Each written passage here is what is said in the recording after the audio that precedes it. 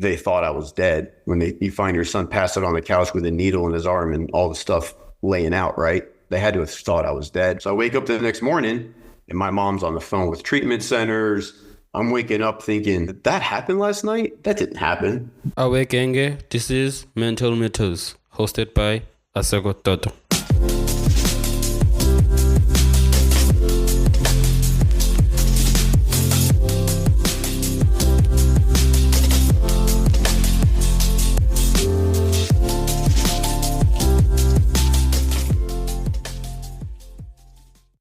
I just want to say thank you so much for being here and also agreeing on having with me. This conversation is a conversation that actually I'm very, I would say, fascinated about in terms of I'm very vocal when it comes to addiction and when it comes to men's mental health. So I really appreciate you for taking your time and being with me here.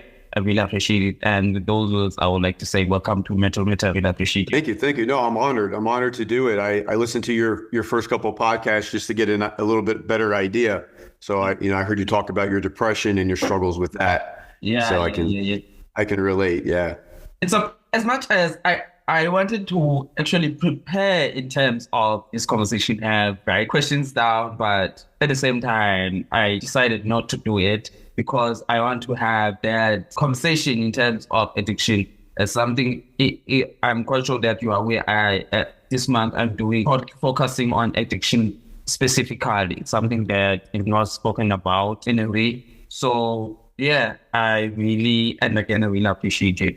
But firstly, before we get into everything, I just want to know in terms of, can you tell us about your experience with addiction and you in terms of your struggles with alcohol and drugs? Yeah, so it really goes back far. It goes back to, I was probably 11 years old, I think, somewhere around 10, 11, 12 years old when I first started smoking marijuana. I was introduced to marijuana, and now I was a pretty wild kid. I was in trouble a lot. I was the kid. I don't know if you had this experience in school, but I was the kid that was always in trouble. I had to sit up front by the teacher's desk. I had to sit in front of the class and face the class because I was always in trouble. I was always on a first name basis with the teacher. I was just always in trouble. I wasn't a bad kid. I was just kind of a class clown, kind of always looking for attention. Right. I don't know if you had that experience or not, but I was just, did you have that experience or maybe somebody in your class? Actually, I experienced people having those things in terms of being in front of the class and being known by the teacher. Right. So you saw it happen. So yeah. And, I would have to stay after class. And I don't know if you ever watched the show, The Simpsons, in the beginning where Bart Simpson is writing on the chalkboard in the introduction. That was me. I was having to write on the board in front of the class, or I was having, we had chalkboards back then with the chalk and the green board, and I was having to dust the erasers after class. I was always in trouble. Again, not a bad kid, not a stupid kid. I somehow always made really good grades. I always did really good. So what does this have to do with addiction? Probably nothing really. I think for me, a lot of it stems back to probably my childhood and my upbringing. And I'm not here to talk badly about my family in any way, but I had a pretty confusing childhood where I would struggle with, kind of feeling loved. And then there was times when I was feeling the complete opposite, whether it was, feeling abused. And again, this is all my perception, right? Somebody might be looking from the outside and they might say, you weren't abused. You didn't have any trauma. But for me, my perception was I was feeling traumatized, right? So it wasn't really what other people might think. And it may not be a huge dramatic thing to other people. They might think it's very minimal, or some other people might look at that and go, gosh, you had a horrible childhood. And I wouldn't say that. My parents were married. I never wanted for anything material, right? We kind of grew up like middle-class family. So, if there was toys or bikes or anything I needed, I always got those things. Now, what I didn't get from my perception was unconditional love. I don't feel like I got unconditional love in my childhood. And again, I'm the oldest of 3 kids. And so I was the first one when my parents had when they were young. So, I was kind of like the guinea pig. They had to learn how to be parents with me. So again, just like in school, I was always in trouble. I was always, doing stuff. But, I started playing sports. I started playing soccer at 4 years old. They always had me involved in stuff. So I was always involved. I never felt like I didn't fit in. When I was very young, I didn't feel like I didn't belong. I didn't have those feelings. But somewhere along the way, something changed. And I began to seek attention from people. I began to seek validation, reassurance, right? And that carried over into my adult life too, which we'll get into later. So when it was introduced to me, this whole marijuana thing, it was like, well, yeah, that's what you guys do. Cool, I'll do that. Granted, I'm 10, 11 years old probably. And it also for me, Asekho, was something just to kind of change the way I felt. I didn't really realize it at the time, but I just wanted to change the way I felt. I wanted a little bit of an escape. I wasn't conscious of it back then. I'm conscious of it now that that's what I was seeking. For me, a fun Friday night, and this is going to sound crazy, for me, a fun Friday night was walking around the shopping plazas, picking up little cigarette butts and lighting them and smoking them just to get a little nicotine buzz. Like that was insane. My parents had no idea. That was a fun Friday night for me. It was me and my friends, jumping in the shopping carts, pushing each other around, falling over, laughing, having fun. But for me, like I was always honed in on like, let me get this little nicotine buzz. Both my parents smoked, so I don't know if that had anything to do with it. I think I was always just searching for something that I didn't know was there, that wasn't there. So that was fun for me. And then it turned into the marijuana. And then for me, that became a whole thing where I became completely obsessed with smoking marijuana. A friend of mine, we would come home from school. Again, I'm in middle school, which is like between 6th and 8th grade. And I was babysitting my 2 younger sisters. They would be inside and we would be back in the shed rolling up a joint and smoking it. And like that seemed kind of like normal to me. That seemed like it wasn't really a big deal. So now looking back, I'm like, gosh, that's so young. I can't imagine when the older you get, you see other people that are younger than you start realizing how young that really is. But when you're living it in the moment, you think you're invincible. You think you're trying to be an adult, right? And that's what I saw. So partying was something I was introduced to at a very young age. My parents always had alcohol around. I'm not going to call them alcoholics. That's up to them to decide. But alcohol was always around. Partying, drinking. So it was nothing for me to just walk around and drink some of the adults' drinks that were left sitting out, right? That's what I was introduced to. You drink alcohol, you have fun. You work Monday through Friday. Both my parents had very good work ethics I was introduced to. And then you party, you have fun. People always came to our house. They were always partying. So that's what I was introduced to. It was fun. My perception was that it was a fun thing to do. Right? It was harmless. Nobody ever got in trouble. They got a little sloppy sometimes. Nobody was getting arrested. The cops weren't getting called. Nothing like that, right? So I can't really tell you. I believe for me, when you ask me about addiction, I believe I was born with it. I believe I was born with an addiction gene. I was born with a gene that tells me that when I put something into my body that alters my mind and my mood, I want more of it and I crave more of it. And I will do absolutely anything and everything to get to that. I will break into your house. I will go through your stuff. I will rob you. At gunpoint, I will steal from you and then help you look for the thing that I stole from you.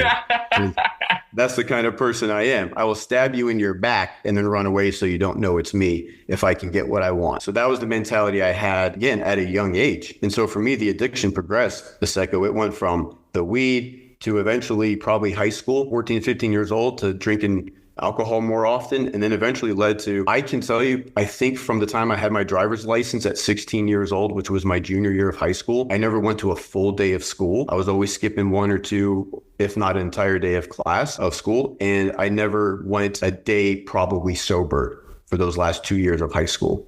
Now that could have been, I was taking speed that you could buy from the gas station. I was taking LSD, mushrooms, ecstasy, cocaine, alcohol, I would drink alcohol and take muscle relaxer pills.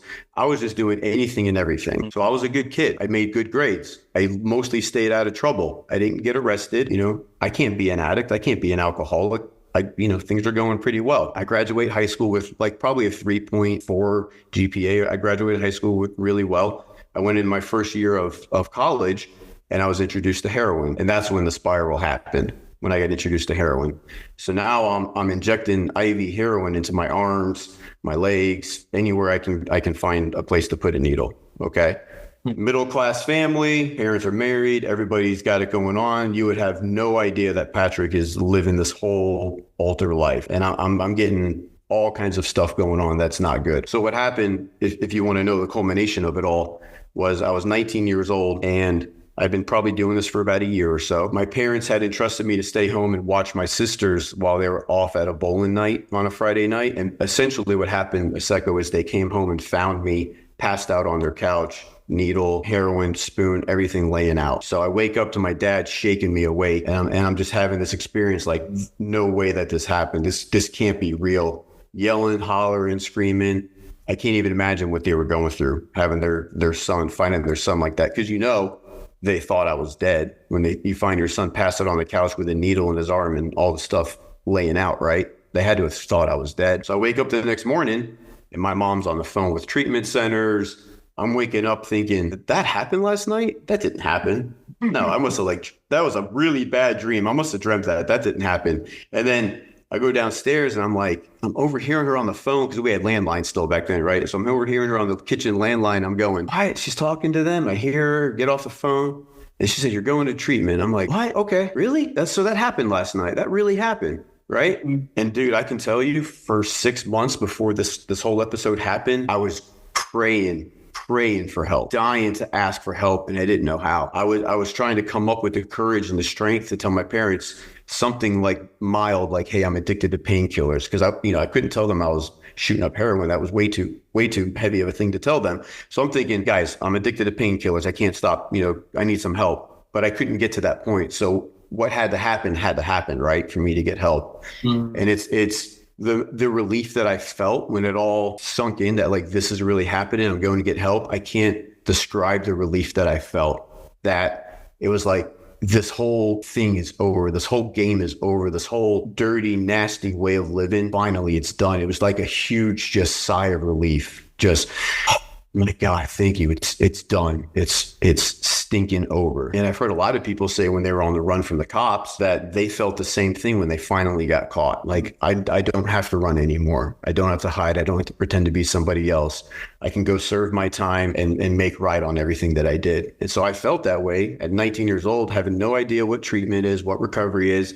Now, mind you, I had no inclination that I was going to stay completely clean forever. I was not like, okay, I'm going to go stay clean. I'm 19 and be a clean, rendered white as snow saint for the rest of my life. I was like, no, I just need to not do the heroin. I haven't even had a legal drink yet, right? I don't know if you had that. Like, I'm 19. I don't know if, when you drank alcohol for the first time, but I'm 19. I haven't even had a drink at 21 years old. So I was carrying that into my experience in treatment. So I've talked a lot, but it was a huge relief, Asekho, when I walked in that treatment center. And I just was introduced to all these people, and I just thought, man, this is going to happen. This is a really good thing. And something that really, someone that I look up to, Dr. Gebamarte. I'm not quite sure if you are familiar with him. No. He is an addiction and child expert when it comes to trauma. In terms of that, something that he keeps on referring is the fact that addiction is a result of sense of love towards the parent. Something that he keeps on repeating in a way when he's in this podcast. And hearing you telling your story, it's quite amazing, and it's quite something deep in terms of, I know that within myself, I struggled in terms of starting this podcast, starting, as you said earlier, starting talking about my story in terms of struggle with depression. And one thing that I realized, the effect of ambition. It's something that I've seen that as men, we actually struggle. We always want to be validated in terms of our feelings, not realizing that sometimes it's better to validate yourself instead of being validated by other people. Because once you have that perception, you'll have that mentality. If this person doesn't love me, that means I'm not good. Having those self-doubts within yourself. And I feel like that's also whereas the addiction comes in. Whereas if this certain person doesn't love me, I'm not worth it, let me try this. Let me try drugs. Let me try alcohol. Because I know these two things won't judge me. I will numb the pain of being worthless. I will numb the pain of not feeling enough. So things that I feel like addiction, and in terms of, I would say, ends up in a way working on your side at the same time, not realizing that you're creating a habit that is very bad for you, a habit that will eventually lead to your downfall as a human being, and not realizing that there's help out there in terms of in terms of spoke about asking for help and going back to college. I feel like it's the worst place someone would be at when it comes to addiction, because it's filled with different people with different experiences